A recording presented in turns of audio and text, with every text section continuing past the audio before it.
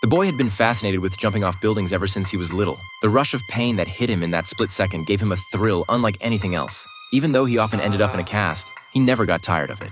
As he grew older and read more books, he finally understood that he had what experts call antisocial personality disorder, what most people would simply call a psychopath. But Mike was incredibly smart. He had mastered the art of using body language and facial expressions to hide his true feelings. Even his own family had no idea anything was different about him. Then one day, everything changed. While he was out in the countryside with some kids, he saw a little girl fall into the water. Without a moment's hesitation, Mike threw off his jacket, dove in, and pulled her to safety. The girl's family couldn't thank him enough, and the other kids praised him for his bravery.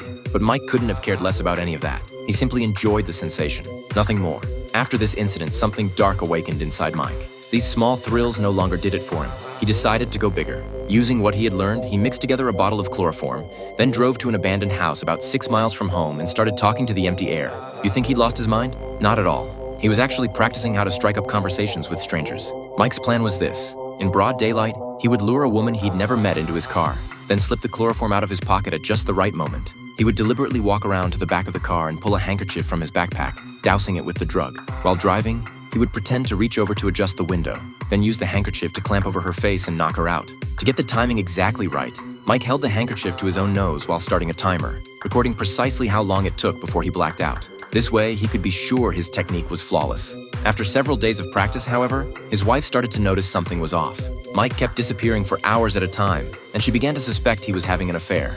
She carefully checked the car's odometer and discovered that every time Mike went out, it went up by about 3 miles. And he was making these trips 10 times a day, racking up nearly 40 miles. This only deepened her suspicions. She was determined to find out what her husband was really up to.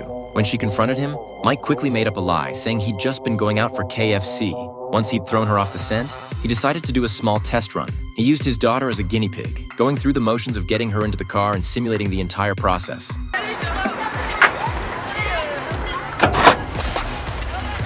Sure enough, she didn't suspect a thing.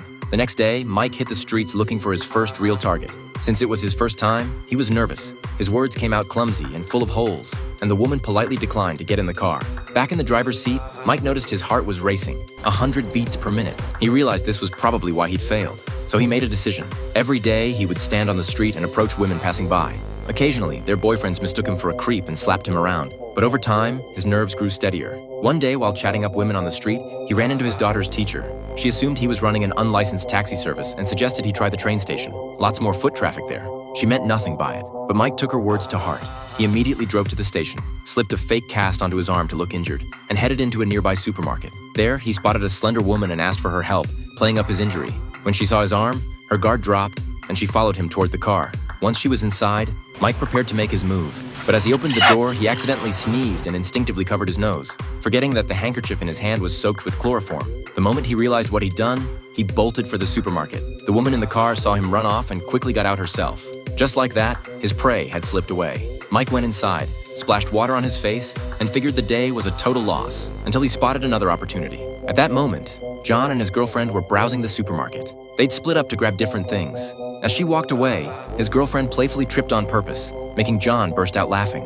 This little scene caught Mike's attention. Mary's cute, playful charm made even Mike, still washing his face, crack a smile. He walked over and struck up a conversation. Mary wanted to buy a drink but didn't have enough change, so she asked Mike to break a bill. As she was leaving, she complimented the keychain dangling from his pocket. Mike seized the moment, telling her he actually sold them and had more in his car. He smoothly guided Mary toward the vehicle and pulled out a box, pretending it was his merchandise. At first, Mary was cautious and didn't get in, but when she noticed a family photo displayed inside the car, her defenses crumbled. The instant she sat down, Mike clamped the drugged handkerchief over her face. Mary struggled desperately, but within moments she went limp. Meanwhile, John noticed his girlfriend had been gone too long and went back into the supermarket to look for her. He searched everywhere but couldn't find her anywhere. The only lead came from a driver who, after seeing Mary's photo, told John she'd gotten into a car with some man. But even with that information, John never saw Mary again. He plastered missing person flyers all over the streets and went on television to plead for any information about her whereabouts. Nothing. At that very moment, Mike was sitting in front of his TV, watching John's anguish, feeling deeply satisfied with himself. But that high couldn't last forever. So Mike decided to reach out to John directly. He sent letters inviting him to meet at a McDonald's, but Mike never showed. This drove John crazy with frustration. And Mike? He just watched from an upper floor, drinking it all in, savoring every moment. After tormenting John this way several times, Mike got bolder.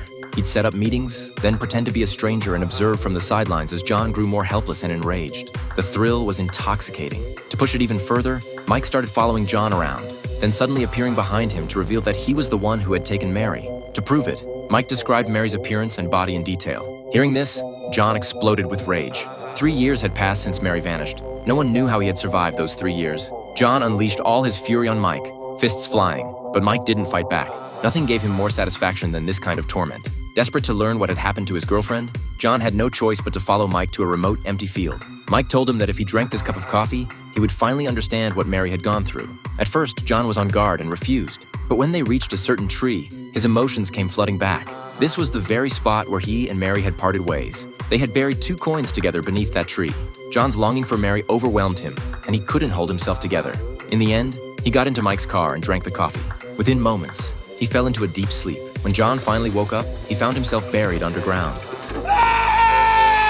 Only then did he truly understand what Mary had experienced.